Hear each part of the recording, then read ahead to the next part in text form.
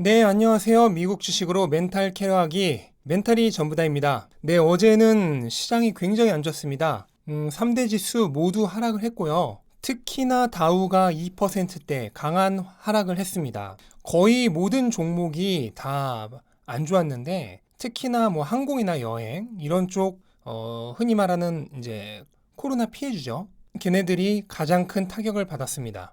네, 이유는 간단한데요. 일단 추가 부양책이 계속해서 타결이 안 되고 있는 상황에서 코로나19의 확산이 지금 뭐 세계적으로 유럽에서도 그렇고 미국에서도 그렇고 최고치를 갱신해 가면서 급격하게 다시 재확산이 되고 있다고 합니다. 이러다 보면은 아무래도 다시 일부 락다운이 나올 수도 있지 않을까 하는 우려도 있고요. 그런 상황에서 컨택트 주식들이 많이 이제 내려간 거죠.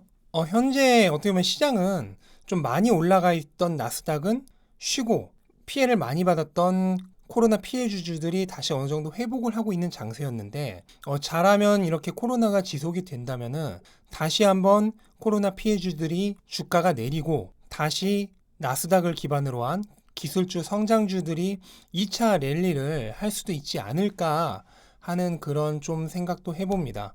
단 나스닥이라고 해서 뭐 코로나가 계속 확산되는데 무작정 좋을 리는 없죠. 그냥 상대적으로 컨택트주들보다 피해를 덜 본다는 것뿐이지. 그럼에도 불구하고 1차 랠리를 여지껏 해왔던 건 연준이 돈을 왕창 풀었기 때문이에요. 그런 의미에서 추가 부양책이 있지 않고서는 아무리 나스닥이라도 홀로 랠리는 하기는 어려울 것이다. 그러므로 추가 부양책도 주의 깊게 봐야 되는 부분 중에 하나입니다. 어제는 시장이 그렇게 안 좋았기 때문에 대부분 다 떨어진 것 같은데 막상 빅테크의 대표 주자인 애플과 아마존은 오히려 약보합 정도로 그냥 끝이 났습니다. 반면 구글과 페이스북은 3% 가까운 하락을 했죠. 이유는 여러 개 있겠지만 제가 바로 어제 올렸던 구글과 페이스북의 3분기 실적 예상 영상에서 한 얘기가 있죠. 이 기업들은 언택트 주식이지만 컨택트 주식들과 궤를 같이 한다. 왜? 거의 대부분이 광고 수입인데 그 광고 수입을 내는 곳이 바로 컨택트 기업들입니다. 근데 컨택트 기업들의 전망이 안 좋아지면 그 기업들이 다시 구글과 페이스북에 광고를 하지 않을 거고 그로 인해서 구글과 페이스북은 실적이 나빠질 수밖에 없어요. 어제 두 회사의 실적을 예고하는 방송에서 그 얘기를 분명히 했었죠. 그게 여기서 그대로 나타났다고 보시면 되고 그래서 꼭 자기가 가지고 있지 않은 주식이라고 하더라도 그냥 제 방송을 갖고 있지 않은 다른 주식을 얘기할 때도 제가 나름 도움이 될 만한 그런 얘기들 많이 하니까 굳이 내가 가진 주식이 아니더라도 일단 들어두면 무조건 언젠가 도움이 되는 날이 온다 라는 말씀을 드리고 싶고 그런 이유로 테슬라 같은 경우에도 어제 프리장에서는 최대 마이너스 2점 몇 %까지 갔던 걸로 기억을 하는데 결국은 420 위에서 또 끝났죠. 이걸 제가 왜 그런다 그랬죠? 지난 시간에 설명드렸잖아요. 여기서 망치형 모양이 나오면서 400에서 420의 강력한 지지선을 지금 보여주고 있다고 얘기를 했잖아요. 또 400 초반까지 갔다가 그걸 또 다 말아 올려서 420 위에서 끝이 난 겁니다. 그러면서 제가 이게 유의미한 바닥권에서 나온 건 아니기 때문에 강력한 상승 반전 신호는 아니고 그냥 지지선을 확인시켜주는 정도다라고 했는데 이번에도 마찬가지로 강력하게 뭐 반등을 하거나 하진 못했고 그냥 지지선이 400에서 424의 지지선이 견고하다는 걸 또 한 번 보여준 예시가 되었습니다. 개인적으로는 이제 이틀이나 연속 지지선을 확인시켜줬기 때문에 반등의 가능성이 좀 높다고 보는데 중요한 건 지금 테슬라가 약간 힘이 없잖아요. 그래서 시장에 영향을 받지 않을 수 없다. 시장이 이대로 코로나와 재확산과 추가 부양책 없음에 좀 무너져서 며칠 연속 계속해서 약세로 간다면은 이 지지선이라고 해서 무한하지 않다. 언젠간 뚫릴 수 있다라는 거를 아셨으면 좋겠습니다. 근데 시장과 상관없이 테슬라 한 종목만 놓고 봤을 때는 어느 정도 다시 반등하려는 기미가 보이지 않나 개인적으로는 그렇게 생각을 합니다. 네, 그리고 얼마 전에 목표 주가 333달러를 그대로 고수했던 우리들의 귀염둥이 모건 스탠리의 아담 조나스가 이례적으로 목표 주가를 360달러로 올렸습니다.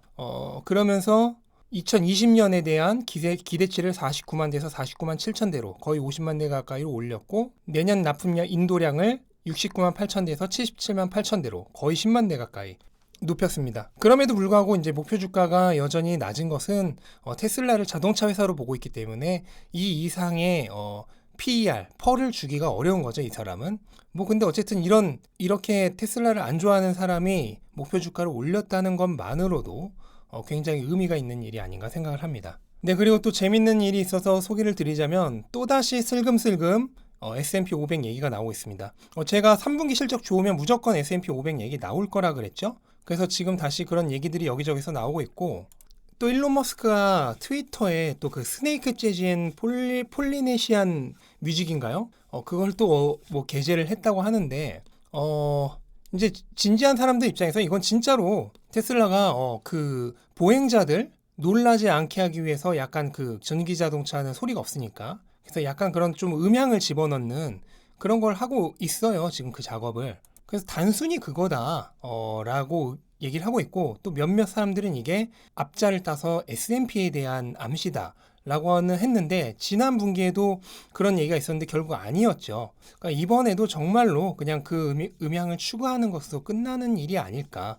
괜히 또 S&P에 대한 기대는 안 하는 게 나을 것 같고, 그나마 이제 게리 블랙이라는 사람이 좀 냉정하게 검토를 했는데, 페이스북 같은 경우에는 좋은 실적을 내고, 그 다음 분기에서도 좋은 실적을 내고 난 이후에야 6주나 지나서 S&P 500에 편입을 했었다. 그러니까 테슬라는 지난 분기에 좋은 실적을 내고 또 이번 분기에 좋은 실적을 냈지만 뭐 최소한 6주 정도는 있어야 S&P 500 편입의 가능성이 있지 않느냐 이런 얘기를 한 거고, 그렇게 된다면은 11월 말 또는 12월 초 정도나 되겠죠? 만약 페이스북의 전철을 따라서 그 정도 기간이 걸려서 S&P 500에 편입이 된다면요.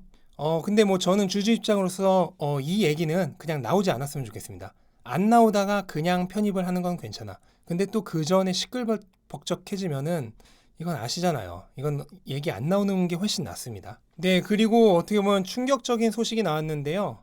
벤츠가 자율주행을 사실상 포기한다는 선언을 했습니다. 자율주행으로 뭐 자기들이 지금 따라가기가 어렵고 제대로 된 경쟁을 할 수 있지 않을 것 같다고 보고 자율주행에 대한 개발을 중단을 한다고 얘기를 했고, 트렌드 연구자인 마리오 헤거는 여기에 대해서 소프트웨어를 개발하는 회사가 아닌 두 회사가, 여기서 두 회사란 거는 벤츠랑 BMW 얘기예요. 이제는 소프트웨어를 만들려고 한다 라면서 약간 비웃었었는데, 그래서 벤츠는 자기의 전문 분야가 아닌 소프트웨어가 아니라 자신이 마스터해왔던 것에 집중할 것이다. 브랜드를 더 강화하고 차량의 고급스러운 측면을 강조하는 것.